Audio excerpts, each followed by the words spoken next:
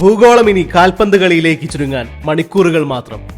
Mexico സിറ്റിയിലെ എസ്റ്റാഡിയോ അസ്റ്റേക്ക സ്റ്റേഡിയത്തിൽ 2026 ലോകകപ്പിന് പന്തുരുളുമ്പോൾ അത് ചരിത്രമാകും.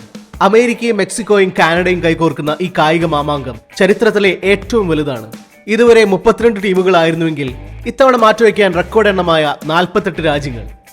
ബ്രസീലും അർജന്റീനയും പോലുള്ള വമ്പന്മാർ മാത്രമല്ല, കേപ്പ് വെർദയും ജോർദാനും ഉസ്ബെക്കിസ്ഥാനും ഉൾപ്പെടെയുള്ള രാജ്യങ്ങളും ഇത്തവണ കിരീടത്തിനായി പൊരുതും.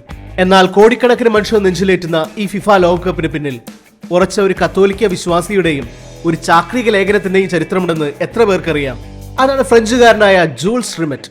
ചെറുപ്പത്തിൽ അൾത്താര ബാലനായിരുന്ന റിമെറ്റിന്റെ ചിന്തകളെ മാറ്റിമറിച്ചത് 1891 ലിയോ 13 മാർപ്പാപ്പ പുറപ്പെടുവിച്ച റേരും നൊവാരും എന്ന ചാക്രിക ലേഖനമാണ്. തൊഴിലാളികളെയും പാർശ്വവൽക്കരിക്കപ്പെട്ടവരെയും സമൂഹത്തിന്റെ മുഖ്യധാരയിലേക്ക് കൊണ്ടുവരാൻ കായിക വിനോദത്തെ എങ്ങനെ ഉപയോഗിക്കാം എന്ന ചിന്തയിൽ നിന്നാണ് അദ്ദേഹം 24-ാം വയസ്സിൽ റെഡ് സ്റ്റാർ എന്ന ക്ലബിന് തുടക്കമിടുന്നത്.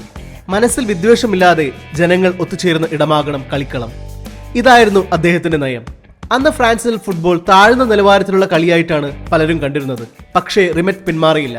1904 ഫിഫ രൂപീകരിക്കുന്നതിന് റോബർട്ട് ഗറിന്റെ കൂടെ മുന്നിൽ നിന്ന അദ്ദേഹം 1921 ഫിഫയുടെ പ്രസിഡന്റായി. ഒടുവിൽ 1928 ലോകത്തെ ഒന്നിപ്പിക്കുക എന്ന തന്റെ സ്വപ്നമായ ഫിഫ ലോകകപ്പ് യാഥാർത്ഥ്യമാക്കി. നീണ്ട 33 വർഷം ഫിഫയെ നയിച്ച ഈ കത്തോലിക്ക അഭിഭാഷകന്റെ പേര് 1956 സമാധാനത്തിനായുള്ള നൊബേൽ സമ്മാനത്തിന് വരെ നിർദ്ദേശിക്കപ്പെട്ടിരുന്നു. ഇന്ന് ഫുട്ബോൾ കോടികൾ മറിയുന്ന വലിയൊരു ബിസിനസ് ആയിരിക്കാം. എങ്കിലും ജൂൾസ് റിമെറ്റ് വിഭാവന ചെയ്തതുപോലെ വിഭാഗീയതകൾ മറന്ന് ലോകത്തെ ഒരൊറ്റ നൂലിൽ കോർക്കാൻ ഇന്നും ഈ കായിക മാമാങ്കത്തിന് കഴിയുന്നുണ്ട്. അതെ, പന്തുരുളട്ടെ, ലോകം ഒന്നാകട്ടെ.